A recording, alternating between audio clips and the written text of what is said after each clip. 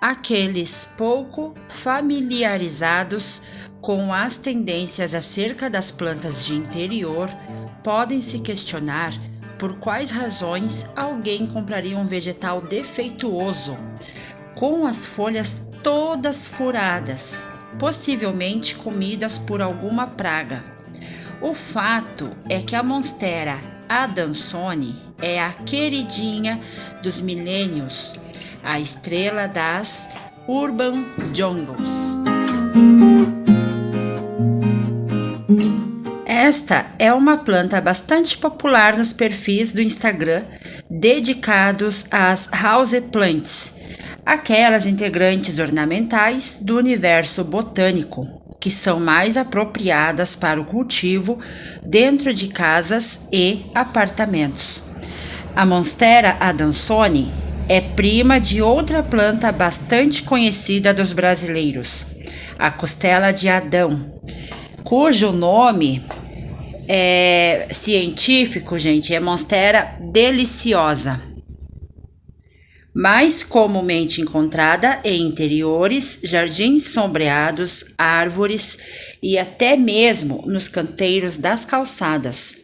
Ambas pertencem à grande família botânica Araceae, da qual fazem parte célebres plantas ornamentais que apreciam ambientes de sombra, tais como a jiboia, lírio da paz e alocáceas, dentre muitas outras. Olha que coisa linda! A Monstera adansoni é originária da América tropical, podendo ser encontrada nativamente em vários países das Américas Central e do Sul. Sua ocorrência natural tem sido reportada em diversas ilhas do Caribe. No entanto, seu cultivo como planta ornamental é mais difundido em países do hemisfério norte. No Brasil, é mais comum encontrarmos a Monstera deliciosa, tanto em áreas internas como externas. Ao contrário da sua prima de folhas esburacadas, a costela de Adão apresenta sulcos profundos nas laterais destas estruturas que vão ficando mais evidentes à medida que a planta amadurece. Essa minha, gente, ela não é tão velha. Daí a folha dela ainda tá assim, ó, arredondada, com levemente um buraco, olhem. Que coisa mais bonita. Ela não tá aquela costela bem formada.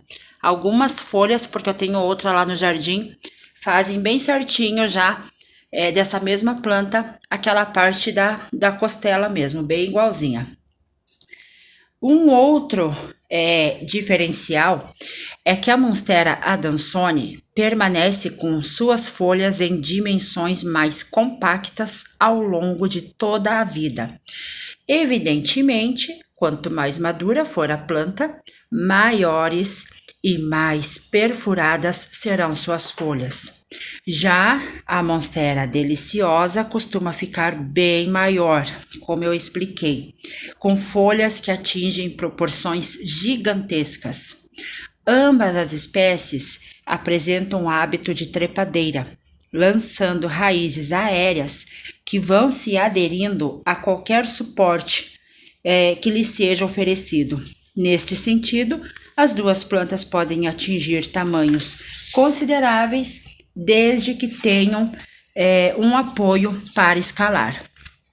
A Monstera adansoni está habituada à vida sob a sombra proporcionada pelas copas das árvores que formam as densas e úmidas florestas tropicais. Por esta razão, esta espécie não pode ser exposta ao sol direto, principalmente nas horas mais quentes do dia. Ainda assim, a planta pode tolerar algumas horas de sol pleno no início da manhã ou no final da tarde. O ideal é que ela receba bastante luminosidade, mas de forma difusa e indireta.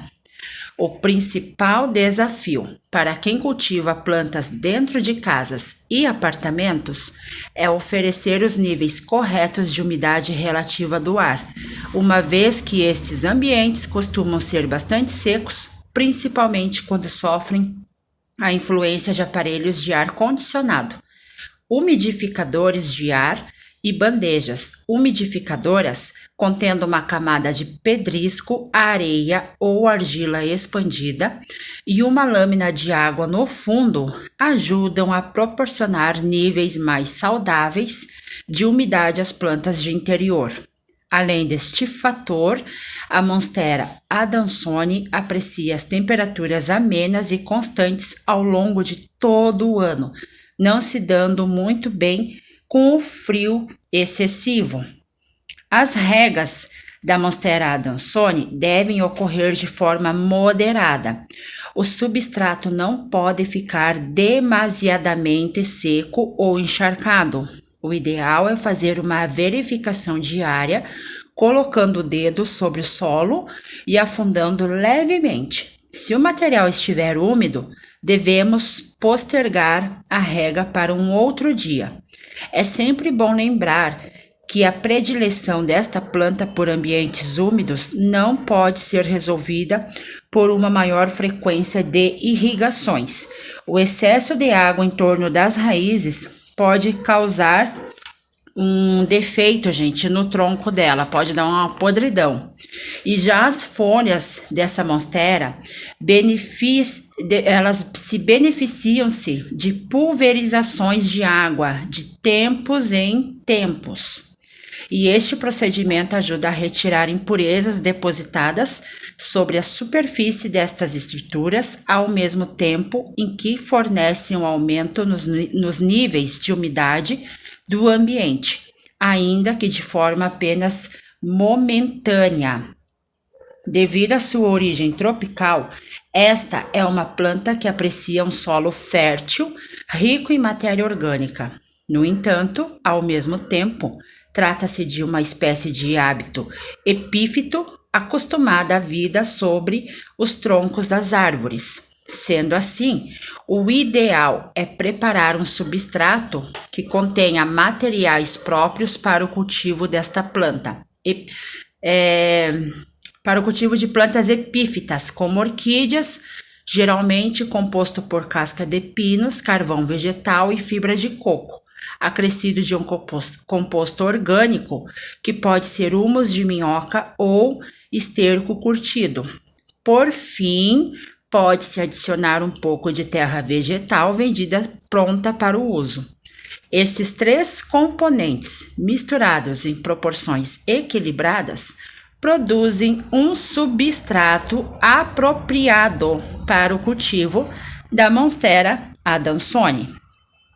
Para que a planta cresça e produza folhas cada vez maiores, com uma boa quantidade de fenestras, deixa eu mostrar para vocês o que é fenestras. Isso aqui, esses buracos aqui, gente, são chamados de fenestras, tá? Então, quando a gente vê aquelas plantas, que nessa minha aqui ainda ela é jovem, ela não é uma planta tão velha. Olha aqui como ela tá crescendo bonita, ó. Tá? Eu comprei ela assim já nesse vaso cuia.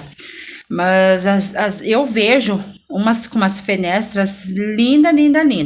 Então, para que ela tenha uma quantidade dessas fenestras que ficam daquelas gigantes lindonas, é importante que lhe seja fornecido um suporte para ela escalar, da mesma forma que se costuma fazer no cultivo da jiboia. A minha não coloquei ainda nada para ela escalar, ela fica pendurada, mas se eu quiser que ela fique maior, as fenestras eu tenho que colocar um suporte. E caso a Monstera adansoni seja cultivada em vasos suspensos, assim como a minha, com os caules pendentes, existe a tendência de que suas folhas permaneçam em um tamanho mais compacto, como a minha, um tamanho mais razoável, olha, mais compacto, não tão aberta. Se quiser que fique com aquelas aberturas maiores, tipo essa abertura que ela fica, ó, da Monstera deliciosa, tem que colocar um negócio aí para ela poder subir, tá? E uma vez que produz inflorescências discretas de pouco valor ornamental, a Monstera adansoni não necessita de uma adubação específica para esta finalidade. Qualquer formulação de manutenção do tipo NPK com níveis equilibrados destes 3 macronutrientes acrescidos de micronutrientes, será mais do que o suficiente para garantir um bom desenvolvimento da planta. É sempre importante lembrar que o excesso de adubo, principalmente o inorgânico, pode causar problemas, seja devido ao acúmulo de sais minerais no substrato, seja em razão do excesso de nitrogênio, que causa um crescimento acelerado dos tecidos vegetais, tornando-os mais fragilizados. A multiplicação da Monstera adansoni se dá pelo plantio de estacas removidas da planta principal. Este procedimento pode ser feito a partir de segmentos obtidos das podas de manutenção. Basta colocar os caules com algumas gemas e folhas em um recipiente com água para que enraizem. Há quem os plante diretamente na terra sem maiores problemas, porque ela é bem de boa para fazer muda, tá? Não tem mistério nenhum. Apenas é importante salientar que, como acontece com todas as aráceas, a Monstera adansoni produz cristais de oxalato de cálcio em todos os tecidos vegetais, folhas, caules e raízes. Sendo assim, a ingestão acidental destas estruturas pode causar problemas de saúde a crianças e animais de estimação. Então, se você aí que tem uma plantinha dessa na sua casa e tem criança pequena ou animais de estimação, favor deixá-la no alto, tá, gente? Para que não ocorra este perigo com os nossos bichinhos e crianças. Tá certo? Olha que coisa linda. Essa aqui ficava lá fora no jardim, eu tirei uma parte, ficou a outra parte que tem as folhas maiores, ficaram. Coloquei ela aqui pra dentro pra poder dar um charme aqui na minha área da entrada da minha casa. Olha que linda, gente. Lindona, lindona. Já tá crescendo bastante pra baixo, bem ramificada. Então é isso, gente. Se você que olhou, que assistiu esse vídeo inteirinho, gostou aí das dicas, deixe um like aí no vídeo.